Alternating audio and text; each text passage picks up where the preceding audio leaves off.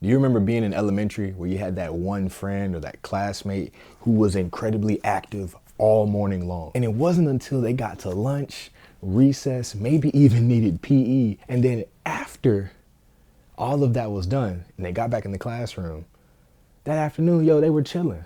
That same wild, ambitious, rambunctious being lives inside of you and still lives inside of me because we all need to play. And that's why I'm here to discuss this today. My name is Trevor Taylor. I'm a yoga instructor, wellness advocate, and I'm here to discuss the importance of movement and why we need it in our daily lives. I use the analogy of a child because I was once a high school teacher. I taught high school for 4 years, and when I was stuck in the classroom, I felt like that kid still. I was stuck in a dungeon on the second floor with no windows, and I needed to get out of the room. So whether it's the fifth grader or the teacher or the CEO, it could be your grandma.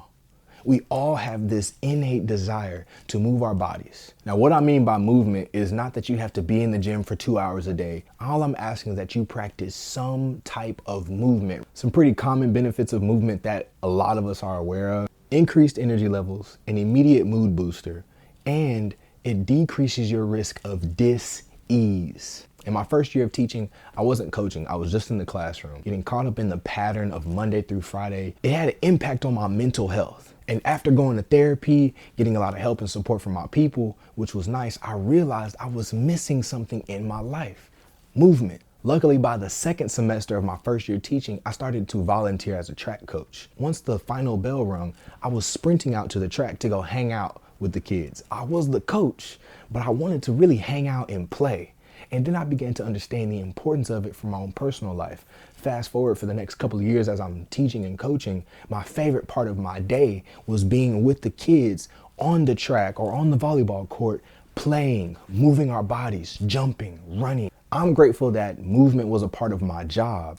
However, that's not the case for everybody, and I understand that. Some of the obstacles that we face, especially in the Western world, is lack of time or motivation. So here's how I overcome that idea of lack of time. If you are only asked to move for 30 minutes a day by medical professionals, and we have 24 hours in a day, if you multiply 24 times 2, meaning you have two 30-minute windows for every hour, that leaves you with 48 windows of opportunity for you to move for 30 minutes. All you have to do is consciously choose one of those 30-minute windows, one of 48, and decide to move your body. You don't have to go to the gym. You don't have to be in a pool. You can do 30 minutes of movement at home. I practiced yoga for the past 9 years, and the majority of my practice was at home for 30 minutes. That 30-minute window was a time of self-care. The lack of motivation is a huge hindrance for a lot of us in regards to our pursuit of health and happiness. Our comfortable patterns are the reason we're comfortable,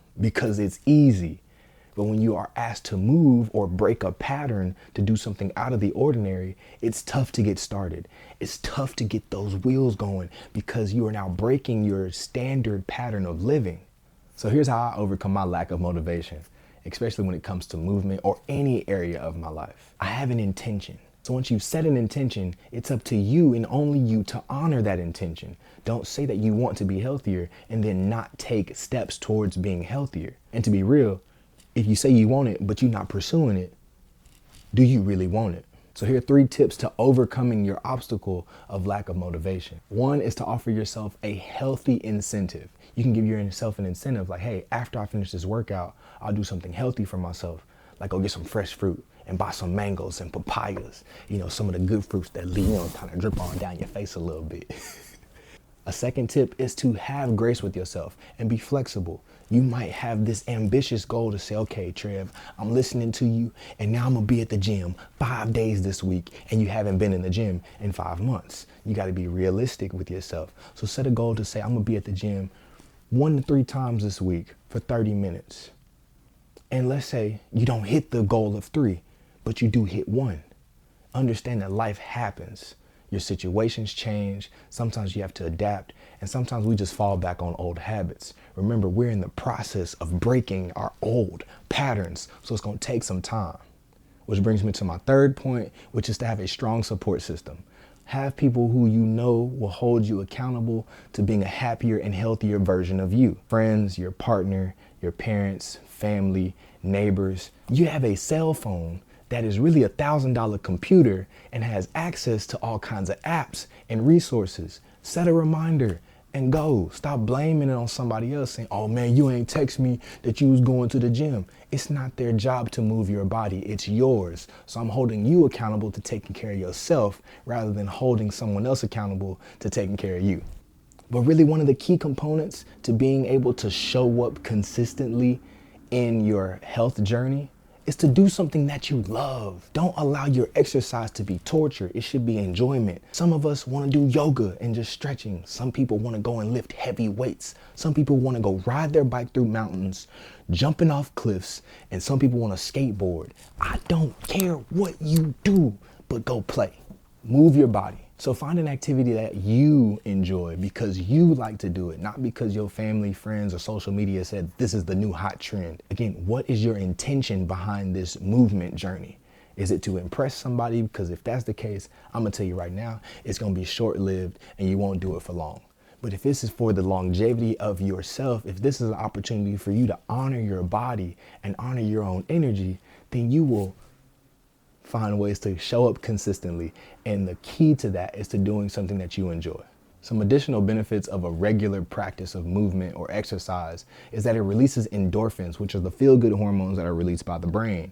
Rather than being in your fight or flight, which is the release of cortisol, the endorphins remind us that we're happy and we get to be euphoric and play and laugh and essentially be a kid again. Just be free. To not worry about time, to not worry about really anything other than the present moment, and to just be in full acceptance, enthusiasm, and enjoyment of this moment. So here's how you get started on your journey towards movement. Start small. You have 48 30-minute windows in one day. Just choose one and do something light. You don't have to return back to what you used to do. Just find something that you enjoy in this season of your life. And celebrate the journey. Have fun with this and start today. Don't wait till tomorrow because tomorrow truly never comes. The only thing that is truly alive and is real is the present moment. So if you can dedicate yourself to 30 minutes of some type of movement today, then know that you are already taking baby steps toward your greater and better, higher self. And if you're looking for 30 minutes of yoga, check out the channel because that's what I like to provide. 20 to 30 minute sessions for people like you and I who have very busy schedules or who feel like we don't have enough time, or for those of us who just don't want to dedicate 60 minutes of our day to a practice that we're not too familiar with. I hope that this video, that this message, this opportunity to connect inspires you to move your body, inspires you to take progressive steps toward a better life for yourself, because I truly just want to see you be the best version of you that you can possibly be. There's no point in you storing this potential energy when all it takes is for you to change that potential into kinetic energy by just moving the body and getting some of that energy flowing through you rather than being stuck inside of you. So thanks for tuning in with me. I appreciate having you here. Please share your experiences with movement in the comments so we can keep this conversation going, because I'm not the only person that understands the benefits of movement for the mind, for the body, and for the soul. So somebody else's story like your own might help the people who come across this video, so we can build a community of people who are helping build each other up rather than tearing each other down.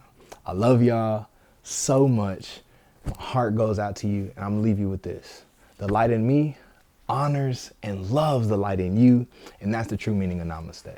Until next time, peace. And I meant it when I said it. You better go do 30 minutes of movement today, or at least put some air in your bike tire, damn.